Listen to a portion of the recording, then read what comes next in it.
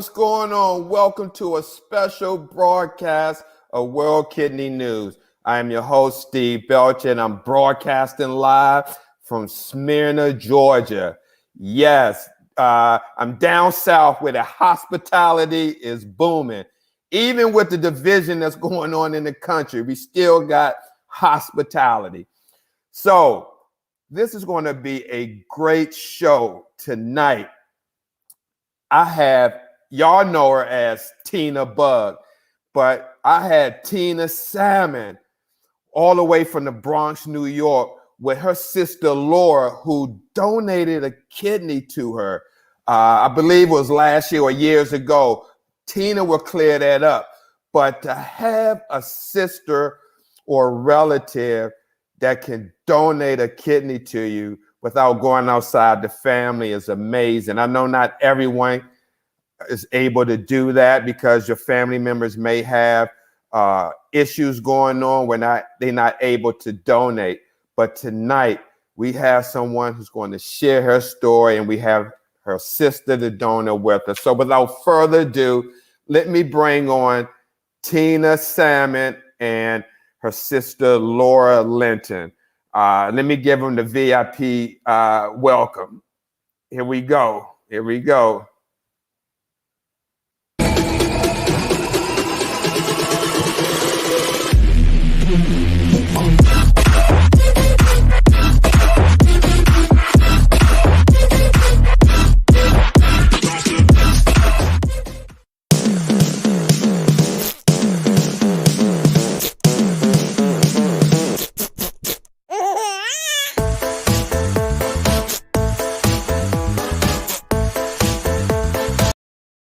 Hey, Laura. Hey, how you doing? Hey, Steve. Doing fine. How you doing? I know we got a little bit of a connection problem with your sister, but how's everyone today? Good, really good. Great, great. Thanks And for Laura, having us. oh, absolutely. Thank you for taking the time out of your schedule. Also, I want to thank your sister because I know she does shift work, and I'm not sure she had to rearrange some things or she was just off. But thank you, Laura, for coming on. Thank you for having me, Steve. Oh, absolutely. So, Tina, tell me, how does your journey start with kidney disease? I know you were on Warriors Quest, last year? With Lisa Baxter, a year or two now. Oh, it was Lisa Baxter show. Yes, Lisa Baxter show. Really? Yeah. I must have missed that show because I don't remember you on there. You were our attack, man. I was? Yes. Wow. Okay. It might have been longer than 2 years then. No, she only been with us about a year and a half. Okay. So I couldn't remember, but it was I'm a going to go great back show. and look for that show. So how does your journey start with kidney disease? Yeah, so when I was 13, I was diagnosed with type 1 diabetes. It runs on my mother's side of the family, and I was insulin dependent almost 30 years, so 20 plus years. I would say maybe 26, 27 years before I was diagnosed with chronic kidney disease. Diabetic nephropathy. And when I found out that I needed a kidney, my sister stepped up and said that she wanted to donate. I was, of course, very lucky that she stepped up, but she wasn't the only one. I had other family members and friends who volunteered to be tested and, as backups for Laura. It turned out that Laura and I were very closely matched. Oh, that's awesome. So, okay, so you said 11 or 13 you was diagnosed with type 1? Yes, 13. Now, why wasn't that something that the doctors couldn't realize when you was born? Because type 1 the pancreas is not secreting insulin. So why did it take 13 years for them to diagnose you with type 1 diabetes? It's a great question. A lot of times, type 1 diabetes in particular doesn't show itself until puberty, when all your hormones change and everything is berserk inside. So is type 1 diabetes. It can be something that presents during adolescence, but not necessarily. Wow. So by the time you went and got diagnosed, do you remember how high your sugar was? Was it like really high? Yeah, I don't believe it was like in the thousands. I hear some crazy numbers from other people's journeys, but I believe it was well over 500. My mom would remember. Those were days that she remembers, very well. Wow. Because I was 13. She was in charge of both of us. She was the mom. So then now you're 13, insulin dependent, and how many years? It was 29 when I was transplanted. Okay, so you didn't even step on the dialysis machine? No, I probably skirted it by a few months. Wow, you missed it by a few months. Yes, probably. I was already at, I think I was at 19% function, 19 or 18. I think I was 19% function when we were listed, because I was simultaneously listed for a pancreas. And I believe by the time we were transplanted, it was 18 or 17%. Okay, so did you ever get a pancreas? I did. I got my pancreas almost a year later, a year and a couple of months after Wow. and I had our transplant. Okay, wait a minute. I got to digest this. I'm going to bring your sister on in a second.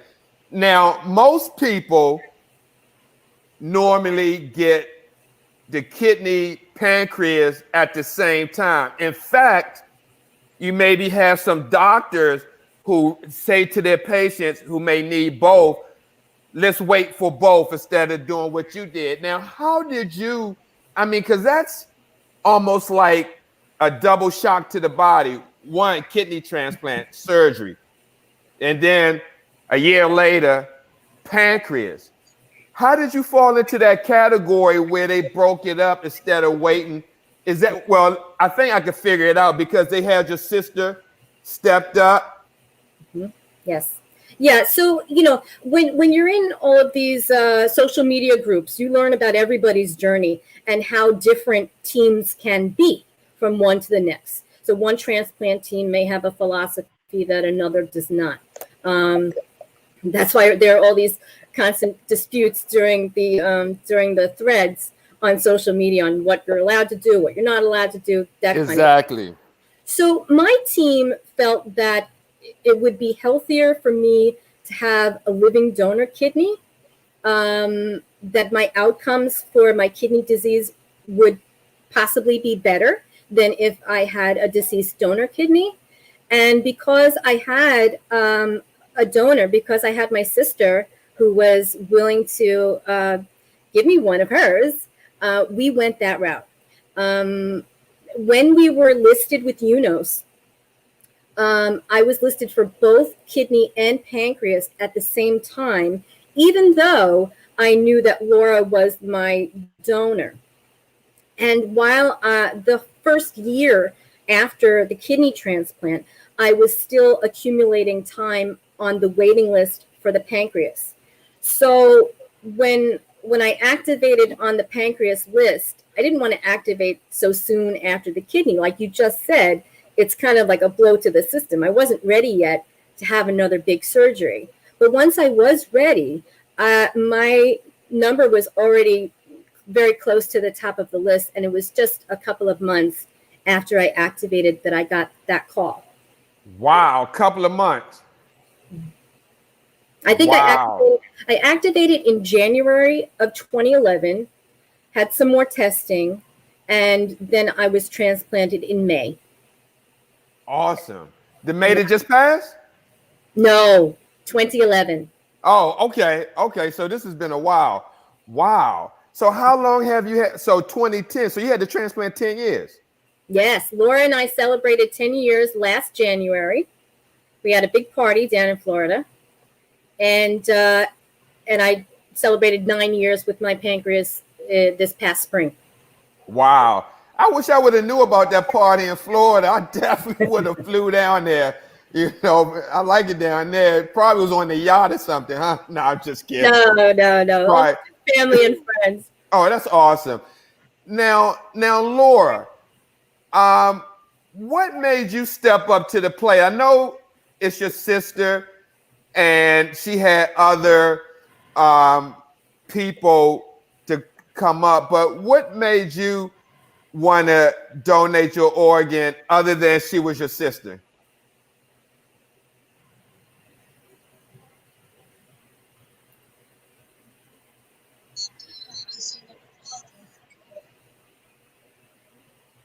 Uh-oh. I think we're losing that sound. Yeah.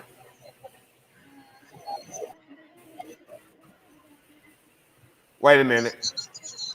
Is she muted? Uh-uh.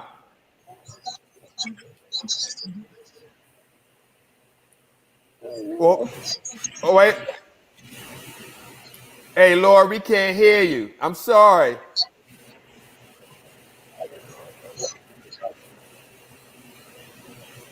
I know you're on the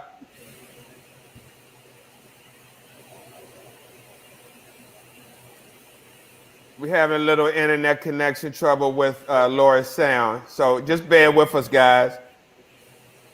So Tina, did you feel, let me ask you, did you feel any symptoms when you got down to 18, 19%? Not like other people have described their journey to me. I think because my kidney disease was so gradual, I've heard lots of people say that they just became used to the way they felt, and they didn't notice any big changes because it was a disease that was progressing over time. So I didn't feel very sick with kidney disease. I felt a lot of the effects of my diabetes, and I think that people who do go on dialysis before they are transplanted, they wake up after the transplant. I've heard many people say feeling like, just $1 million, like they have never felt so good. They felt a difference right away. Luckily for me, I didn't get very kidney sick. So I didn't have a lot of that bad feeling to compare my new feeling to. It wasn't drastic. There were little things, but it wasn't drastic. I felt great. I felt great after the transplant, but I hadn't felt that bad. I almost feel guilty for not having felt that sick to begin with when I hear those stories. Really? Yeah. I mean, you had the disease, everybody's, body different. We lost your sister, so hopefully she'll come back on. Okay, I hope she comes back in. Yeah, that's okay. So let me ask you, when you at 29, how did you find out you needed a transplant? Like, did you go? It was 29 years later, so I was not 29, but okay. Just blood work. I've been followed by an endocrinologist for many years, and my diabetes was not well controlled. And I knew after a couple of more recent visits, I would say it was 2006 when I got the first diagnosis for CKD. And at that point, I was like between a stage 1 and stage 2 kidney disease, but it was really by one unit measurement. I was really I was really stage 2, pardon me. And then so between 2006 and 2009, things just got progressively worse, like really fast. Like once I got the diagnosis, it was almost like, this is it, you know? Mm-hmm. And I found a new team. I found a new nephrology team that I liked, that fit better with me at the time, was a little more aggressive with treatment, which something I know that I needed. You know, I think that when you're faced with death, right? Things are very, very scary, and you sometimes just want to live in that ignorance and not realize how bad things are getting. And if you're just, you know, if you're just told, oh, you're doing great, then you want to believe that. But I knew that it wasn't great. And so I knew I needed a team that was a little more aggressive, and got me on track. And by 2009, I met my current nephrologist, and on our first meeting, he said, when I was saying goodbye, he said, listen, you know, we'll do the blood work and we'll see where things go. And if it comes to a point where you need a transplant, we'll cross that bridge when we get there. So I walked out of that appointment very confident. And 2 days later, he called me with my results and said, Tina, you need a kidney.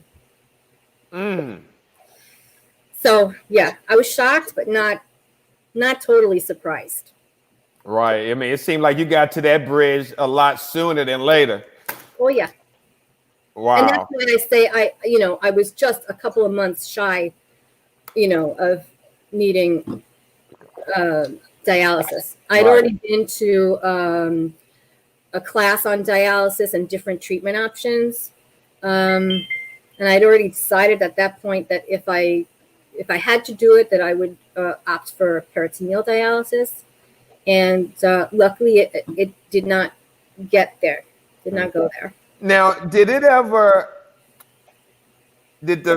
thought of having to possibly do dialysis, did that scare you, or did you dread that?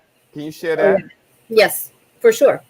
Mm-hmm. You know, I knew the toll that dialysis takes on your body. I knew all the things that could go wrong. That could either go wrong when you're in the chair, or just go wrong when you're home, just living your life, and that you're more susceptible to other illnesses that can remove you from a transplant list, or just greatly shorten your life and impact, you know, your daily living. I didn't know if, like, for instance, if I had hemo, I didn't know if I would be able to still work. I worked full time. I still work full time. And so, yeah, it was a very scary prospect, but I thought that maybe the control of peritoneal and the freedom seemed a little more like my lifestyle than hemo or in-center hemo. Absolutely. Let me just say one thing. Hey, Miss Kathy, how you doing? I know you got kidney disease, but please, if you're out of breath, definitely hit the ER if you think you can't sleep. You know, if you need like 3 or 4 pillows to help you sleep, because with kidney disease, when you kind of get down to the final stages, the buildup of fluid. And not only that, I mean, it could be your hematocrit, or your blood count could be low, because a lot of patients with stage 4, stage 5 kidney disease deal with anemia that can cause shortness of breath as well. Now, Tina, I had to say that because she was so out of breath. Yes. You know, in my job, I have been screening people for COVID-19, and one of the questions now is shortness of breath and difficulty breathing. It could be a host of things. Mm-hmm. So right now, especially with COVID, any symptom like that is very serious. Yeah, it could be suspect. Now, let me ask you. I mean, your sister, she's not back on, so she's probably having. Oh, wait a Yeah. minute. As soon as I said something, she popped on. Yay! So let me see if we got it now. Just waiting for the to show up. Okay. Her picture to come across, but she just popped in. But I can't see her her face. Here we go. And it could be the internet connection. Hi, Laura, can you hear us? Yeah, it looked like we may have still had the same issue. Because she froze up at the bottom. I can't see her moving, and then this is black. Mm-hmm. Oh, there we go. I'm sorry. Hey! There we go. Yeah. Can you hear us? Can you hear me? Yes. Yes. Okay. So Laura, while we have you, yes. So Laura, Okay. when did you, huh? I'm sorry. When did you find out that Tina was sick?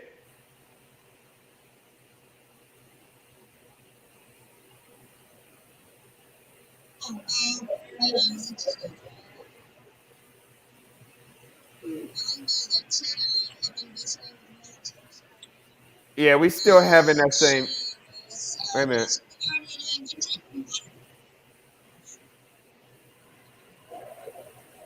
Uh-huh.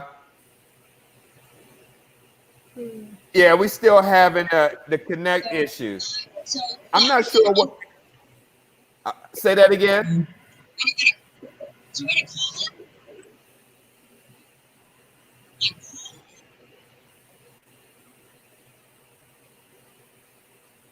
Yeah, Tina, we still having that issue. Yeah. I'm sorry, my sister. You guys should just continue. Hey, Steve, Okay. do we have some pictures or no? Yeah. Let me bring that That's my up. cat. What?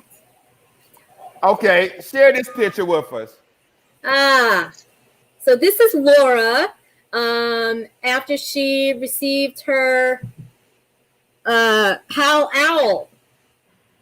How the owl? He get a lot of exposure for all of her outreach in the community. Also, Laura got involved in outreach. Oh, yes. After she gave you a donation? Yes. Big time.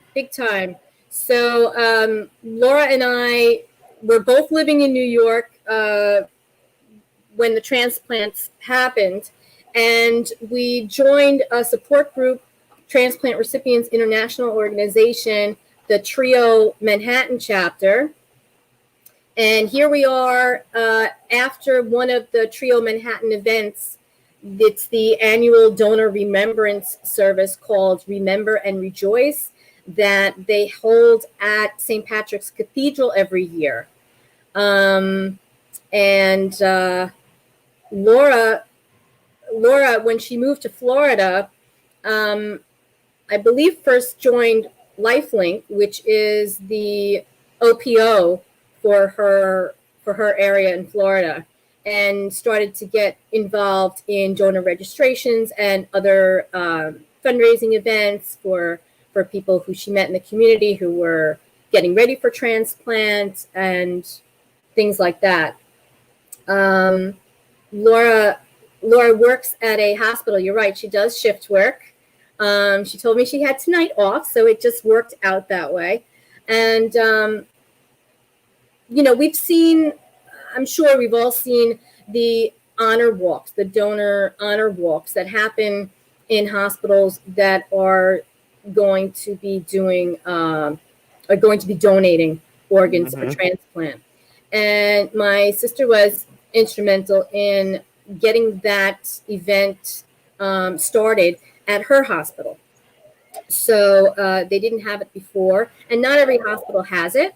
Wow. But it's if you haven't seen it, it's where a family, a person has has died a brain death, and the family has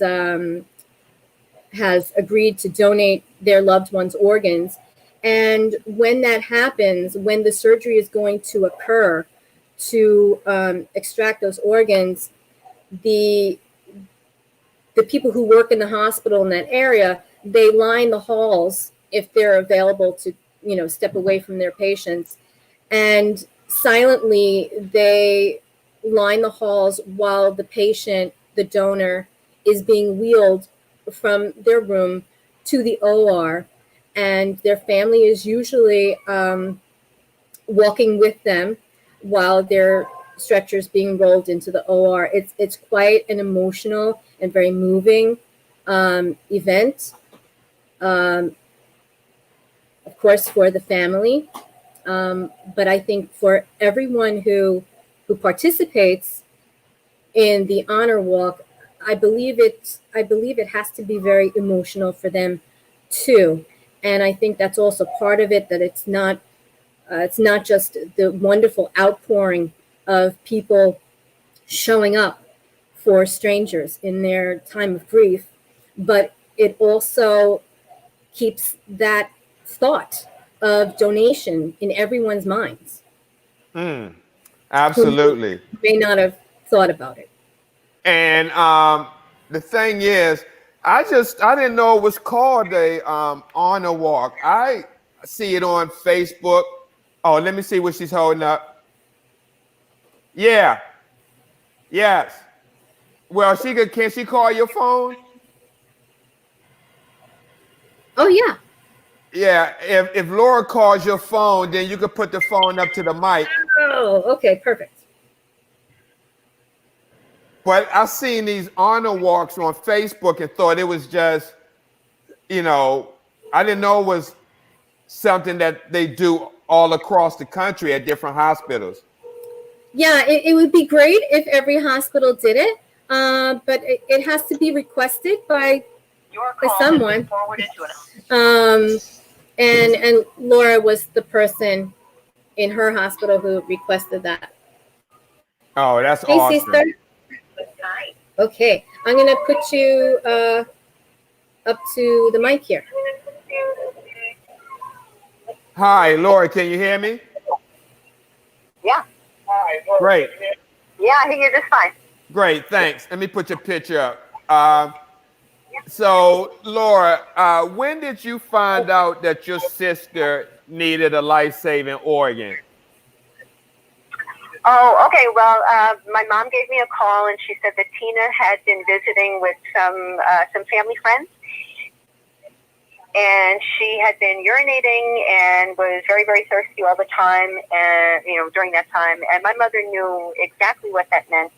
So my mother is an RN, and at that time was a sister of our uncle who had type 1 diabetes since he was a young man. Wow. And very sadly, about a year after Tina got her diagnosis, my uncle had a heart attack and died. He was 36. And it was due to his diabetes complications. Wow. Wow. Yeah. And so when your mom told you that about your sister, what immediately came to your mind? I was scared, but to be honest, I was a teenager, and I don't think it impacted me that heavily yet. I don't think I was really mature enough to understand what that was going to mean for her. Right. And so fast forward years later, Did you ever thought that you would be your sister's donor after finding out when you was a teenager that she had kidney disease? Yes, my mother is very smart. She remember her calling me at work one night when I was in my 20s and saying, your sister better start taking care of herself because she's going to need a kidney one day, and it's probably going to come from you. And I remember thinking, she can't make me do that. Right. So fast forward, another 20 or so years, and Tina told me that she was going to need a kidney, and I said yes. Oh man, that's awesome. Did you have any? Were you nervous or any fear when you went through this process? Terrified. Wow. Uh-huh. Yeah, because I didn't know what it was going to mean for me and my life going forward, but I knew what was going to happen if Tina didn't get that kidney. So I just buttoned my lip and showed up for my appointments, and we did it. Oh man, that's awesome. And so what made you after the transplant, what made you get heavily involved in advocacy? Because most people their siblings may donate an organ to their loved one, and they just may go back to their regular life or what they were doing before they donated an organ. But with you, what made you continue on this mission to advocate for people with kidney disease or who needed an organ donation? Well, I moved down to Florida, and I had been involved with some things in New York, going to that ceremony that Tina mentioned at St. Patrick's for the donor families, and gone to some National Kidney Foundation events, and we would do the kidney walk every year. And then I moved down here, and I really wasn't doing anything. So I decided, after having gotten settled here a couple of years, to join LifeLink. And I met some really wonderful people there. But I was finding that there weren't an awful lot of volunteer opportunities for the particular county that I was living in. So I set out to see what I could do to change that. And I read things, online about various things that people had done, a Christmas tree where families could hang an ornament. And of course, I remembered that wonderful ceremony in New York. And I thought, well, why can't we do these things here? I did I did what I could to bring those things about, and I kind of put feelers out and found that there were a lot more people that wanted to do those things too. So I've had wonderful support from the community, particularly from LifeLink. Wow. Yeah, LifeLink, I heard they the real deal down in that area. I know several people that deals with LifeLink. Wow. Bella Langston. She's yes. a LifeLink Florida volunteer. I haven't met her personally, but I know of her. She's wonderful. Yeah, and also Nashonda Larimore. I know she did a commercial or a PSA for LifeLink when her husband needed a heart transplant. That's fantastic. Wow. So, Laura, did you know that kidney disease was as prevalent as it is before you knew that your sister needed a kidney and the pancreas? Yeah, I think I had a sense of that. My mother became a diabetes educator after my sister got her diagnosis, and so I think we all knew a lot about type 1 and type 2 and how that impacted on various communities. Wow. I mean, Tina, let me bring you in because, wait a minute, I'm trying to remove the picture. A lot of people don't have a mother or a family member that's a nurse. Mm-hmm. And by you having a mom that's a nurse, do you think, and Laura just mentioned that she became a diabetic educator, after finding out about your diagnosis.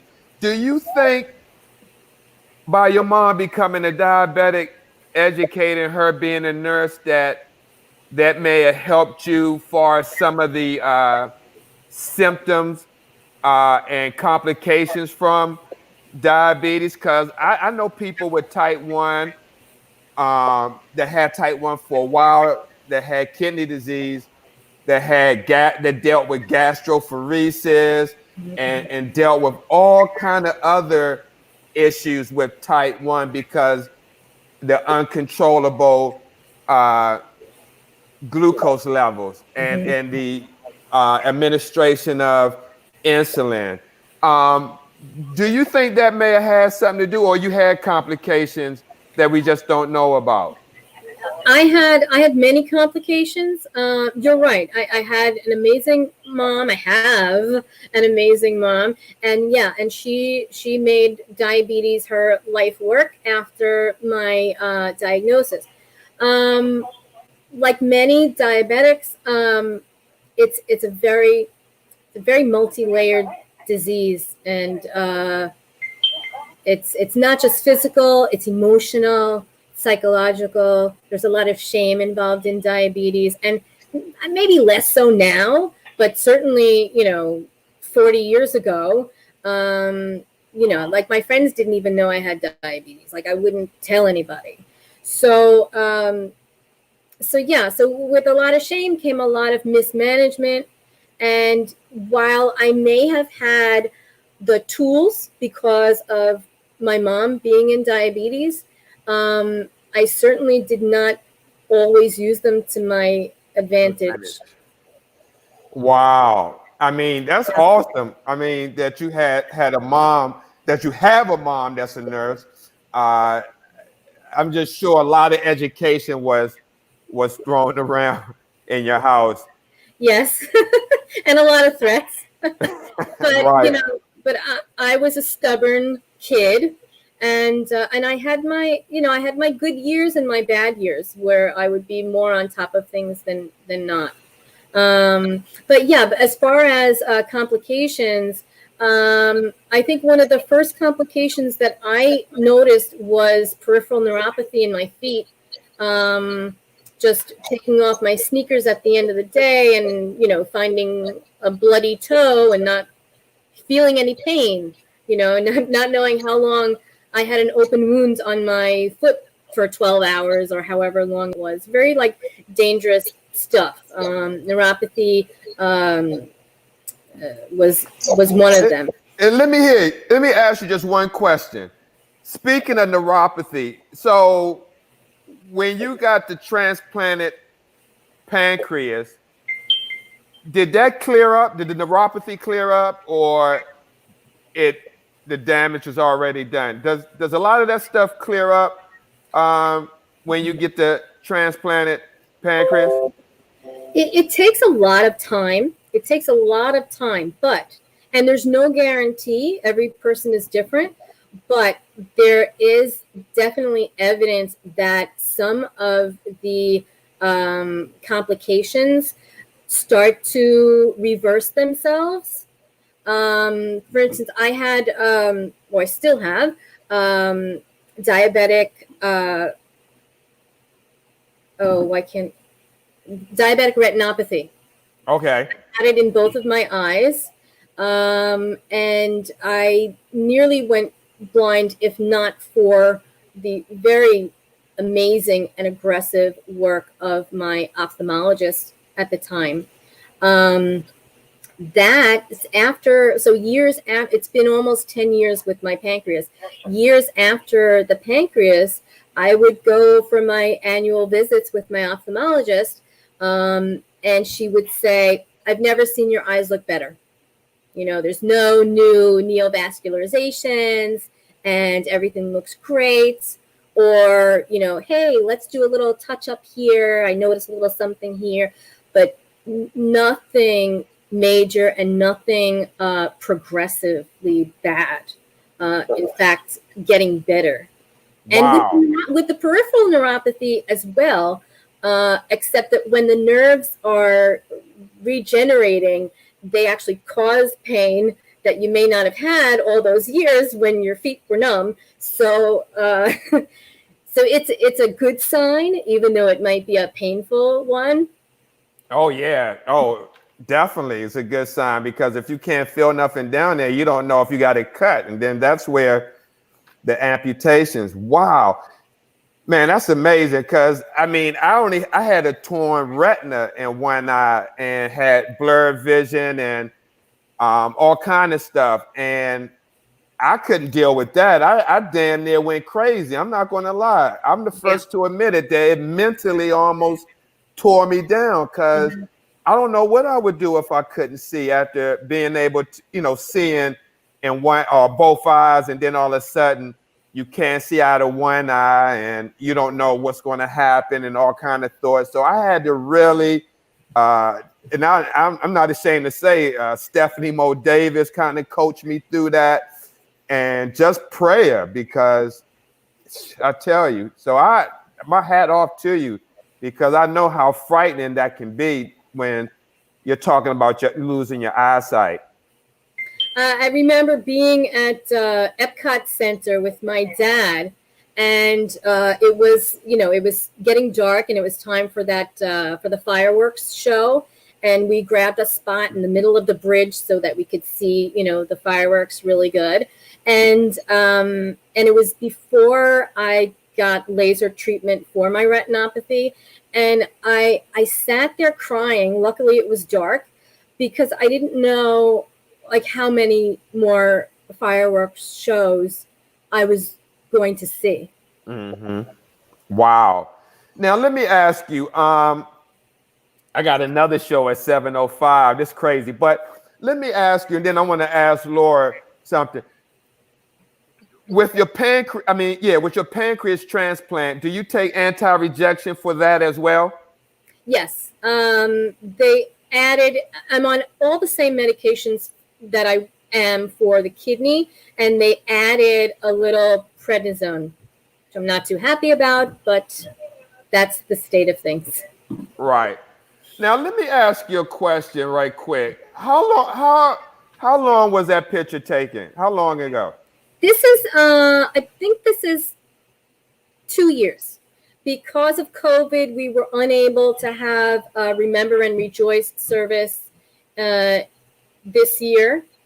But Laura started her own Remember and Rejoice in her county.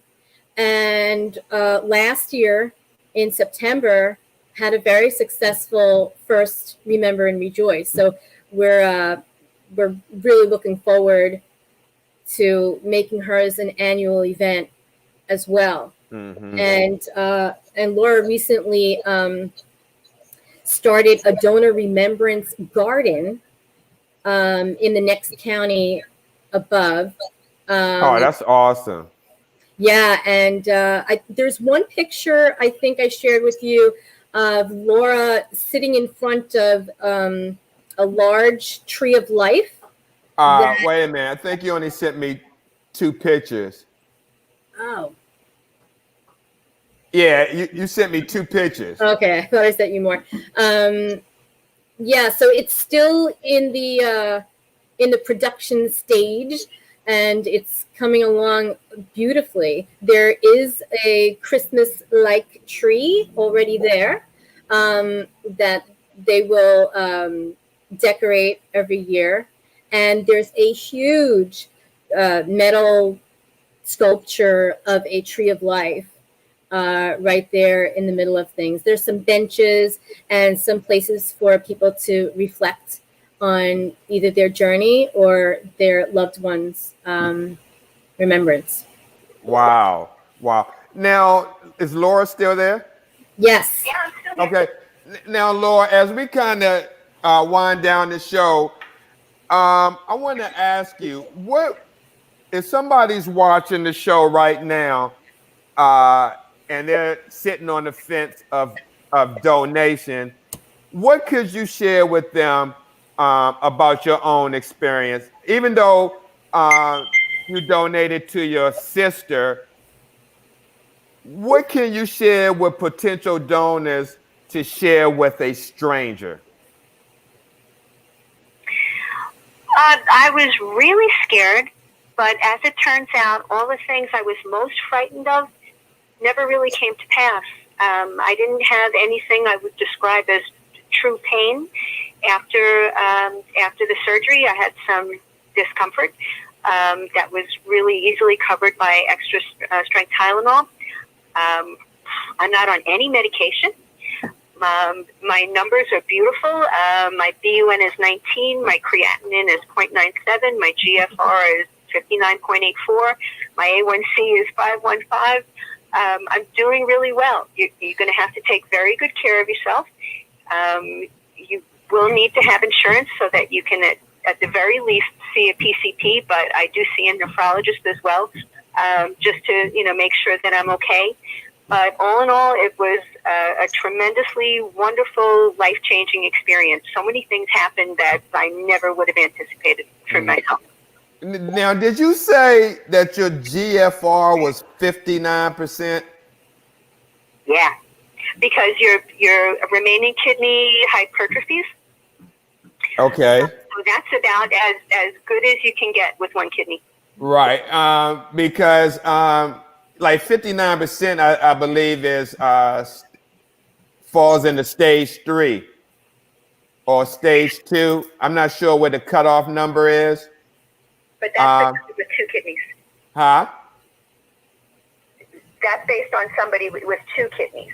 So I'm not okay. Sure. It could appear that I'm stage 3 if you look at those numbers, but in reality, I am not. I have no kidney disease. Got you. Okay, I see what you're saying now, and I'm glad you cleared that up because for a person that don't have 2 kidneys and maybe say they were born with one or gave a transplant, that is kind of like the benchmark for like the reference range of having a great kidney. I mean, like you said, if you got one kidney, it's not going to be no 80, 90%. But as with one kidney, that 59% is the best you're going to pretty much have for the donor. Yeah, there isn't a different way of calculating it for people like me. No, I understand. Wow. Okay, that's good to know. Wow. But no, I'm doing great. I'll be 56 next month, and I'm trying to do everything I can to preserve the function that I have. I'm mostly plant-based, grain-based. I do eat meat once a day, but that's about it, and I think it served me. Oh, awesome. That is awesome. Great. So if we have any potential donors, you heard it from Laura, it's not painful. You got to have insurance, most definitely, which a lot of people know that. But, we still need more donors because it's more people that need an organ than there are donors. So, Laura, definitely want to thank you for coming on the show and being a donor.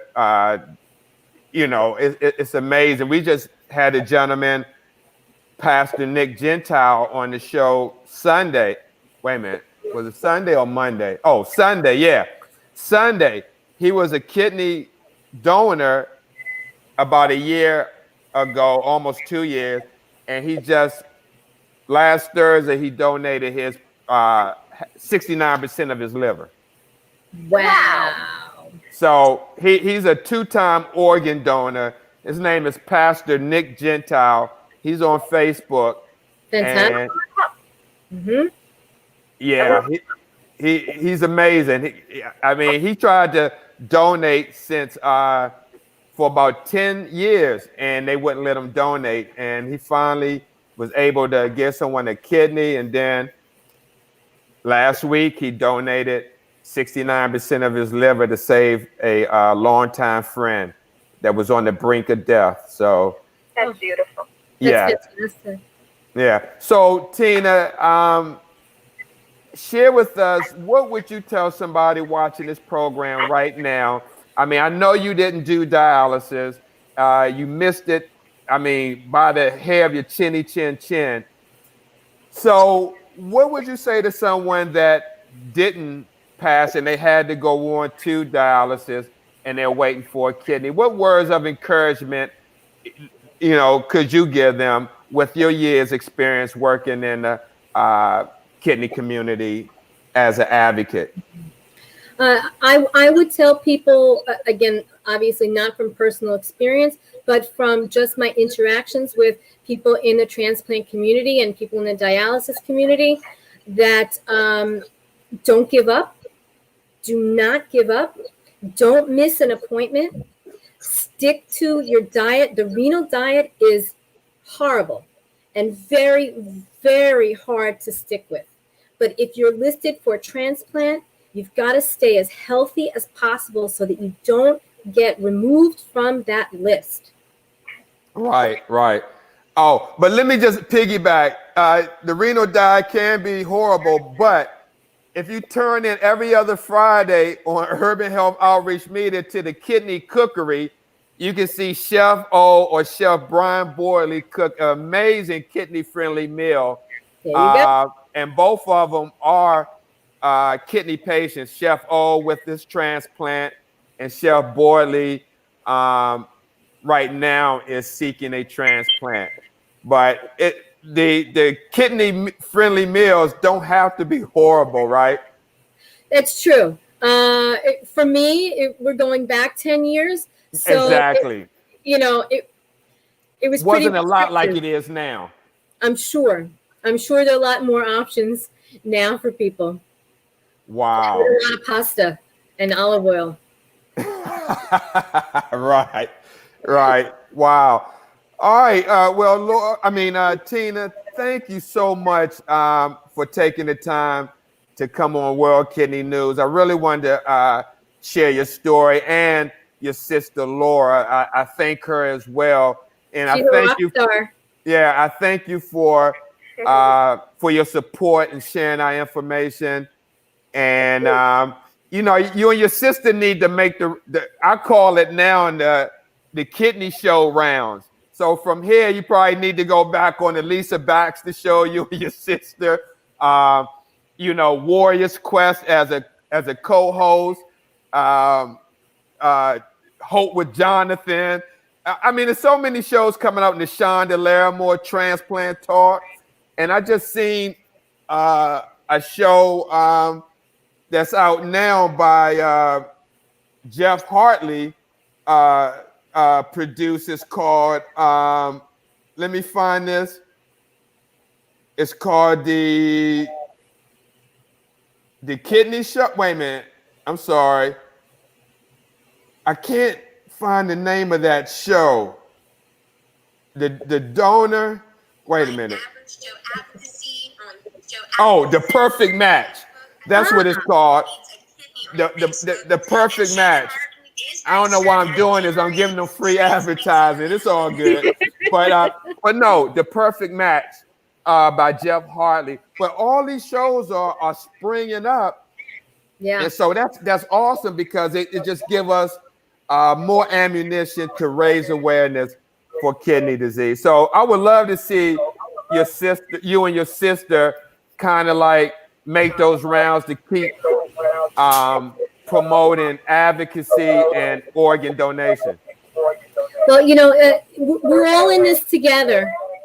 And we come from different walks of life, but we have this one thing in common, and that's right. We have to just support everyone. You're right, and I say that's the common denominator is kidney disease. That's right. No matter what walk of life you come from. Does not discriminate. Absolutely. Well, Tina, again, thank you so much. Thanks, all the way from Bronx, New York. I really appreciate it. Yeah. But yes, please, I would like to see you if you can on some more shows so we can get this awareness out. Sounds great. All right, Tina, thank you for joining. And Laura, thank you so much from Florida for calling in and, being a great sport of coming off the computer and calling in. Sorry about that, but I'm glad it worked out in the end. No, absolutely. Thank you so much. And And we had to do that Sunday. I had to have Nick call in and put his picture up. So It only works. Now Yeah. we know we have a plan B. absolutely, plan B. All right, Tina and Laura, thank you so much. God bless you guys. Stay safe in the COVID, and we'll be talking with you soon. Okay. All right, Bye. take care. Bye-bye. Guys, this has been an awesome show. And I'd like to thank everyone who tuned in. Amy Voglio. I hope I didn't mess up your last name. If I did, I apologize. My grammar sometimes could be off. But thank you for watching and tuning in. Miss Nancy, John Linton. I'm sure you're Laura's husband. Thank you. Miss Dorothy. Thank you, Jared, Jim Myers, Jonathan, Miss Kathy. Definitely get that checked out, that shortness of breath. Miss Gloria, Miss Joyce, Bridget. Thank you, guys. I'm kind of rushing through because I got one more show to go in 5 minutes. But thank you guys for watching. And watch the next show, World Kidney News International. It's not just World Kidney News. It's World Kidney News International, like CNN International, World Kidney News International. I got Laura Law from the United Kingdom on, and we're going to talk about the difference in kidney care in the UK and United States. I want to tell you one thing that's different, and you got to tune in to hear this. The big thing that's different in the UK, they have psychologists working with the social worker in the units. Psychologists. And even though they say they're short, at least they have them in the units. Here in the United States, there's no psychologist in the unit, just a social worker. And the social worker can have up to 120 patient census. So tune in 5 minutes with Laura Law on World Kidney News International. God bless you guys, and we see you soon. Peace.